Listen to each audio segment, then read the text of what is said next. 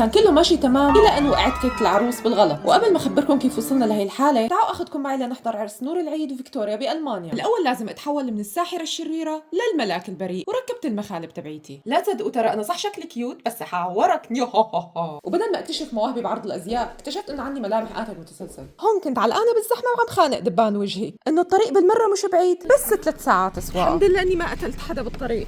سقت على 200 على 200 سقت. كنت كل اللي خايفه منه اني اوصل بعد دخلة العرسان، بس الحمد لله لحقناهم. وليكم احلاهم الله يهنيهم. واكيد انا ابدا ما تاثرت، بس كنت عم ببكي طول الوقت، طبعا من غير دموع مشان مكياجي ما يخرب. العرس كان مقسم لفقرات كتير، وكل وحده منهم احلى من الثانيه. طبعا الكل كان عم يرقص مبسوط، وسعد نازل بلع بالاكل هون.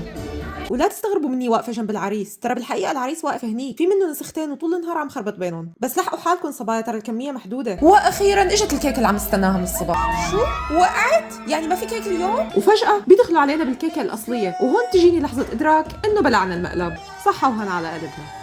بتمنى للعروسين حياه حلوه مثل حلاهم، وبتمنى تكونوا انبسطتوا معي بهذا الفلوج. وباي.